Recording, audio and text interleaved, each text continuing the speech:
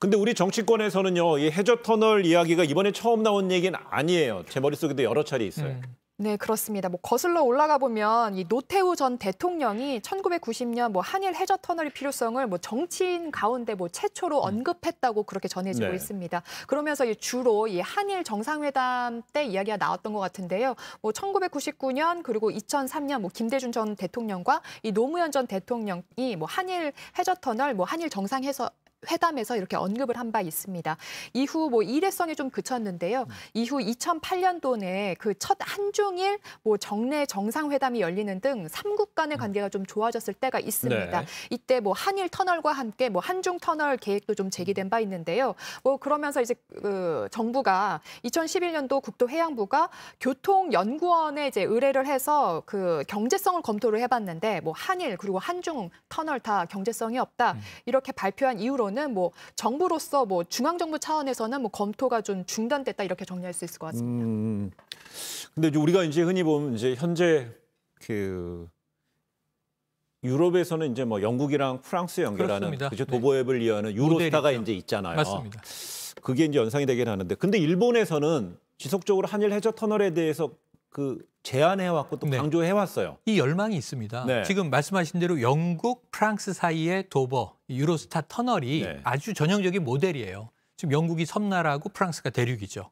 지금 우리나라가 대륙에 붙어 있는 반도고 일본이 섬나라죠. 네. 일본의 입장에서는 이게 절박할 수 있습니다. 왜냐하면 항공이나 선박으로만 물류를 해결할 수 있는데 철도는 어쨌든 가격이 싸거든요. 네. 그 일본 본토에서 철도로 이 한반도를 거쳐서 한반도가 다가 아니라 결국은 중국, 대륙, 유라시아, 유럽까지 다 연결되면 이거는 굉장히 수세기에 걸친 일본의 수건 사업이죠. 그래서 일본은 항상 여기에 대해서 긍정적이었습니다. 다만 우리 정부가 그럼 한일 해저 터널 검토해 볼까 할 때는 일본과 관계가 좋을 때예요. 김영삼 정부 때 일본에 대해서 역사 바로 세우기로 때립니다. 이때 이 총독부 건물 폭파고 그러지 않습니까? 그런데 이때 일본은요. 93년에 고노다마를 내고 95년에 무라야마 다마를 내요. 일본의 과거사를 인정하고 사과하는 담화를 했다고요. 그래서 김대중 대통령이 한일 관계는 이제 미래로 가도 되겠다 하고 우호적인 제스처로 해저 터널이 얘기가 됐는데 지금 분위기를 보시면 한일 관계가 그 어느 때보다 나쁘지 않습니까? 그리고 극우적인 지금 행태를 일본 정권이 보이고 있는 상황에서 이게 좀가 우호적으로 한일 관계가 친밀도를 높이기에는 타이밍이 좋지 않다 이렇게 볼 수 있겠습니다. 그럼 결국 이제 지금 얘기를 한번 정리해 보면은 경제성 부분에서 우리보다는 일본이 취할 게 더 많다 이런 지적이 있고. 맞습니다. 그런데 이제 재보궐 선거 지금 국면인데 이야기가 나오니까 이거를 이거 선거 이슈에서 뭔가 주목도를 끌기 위한 게 아니냐는 일각의 주장도 나와는 그 거죠. 주장을 좀 뒷받침하는 쪽이 이현주 전 의원이 이 한일 해저 터널 얘기는 내가 제안한 것이다.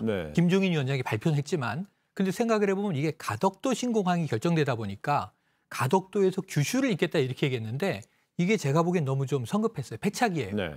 왜냐하면 공항이 지금 만들어져서 공항 물동량을 고민해야 되는데 터널까지 뚫어버리면 나중에는 그게 복합적인 하나의 허브 역할을 하겠지만 공항이 안착되기 전에 철도와 공항 중에 뭘 선택하란 말입니까?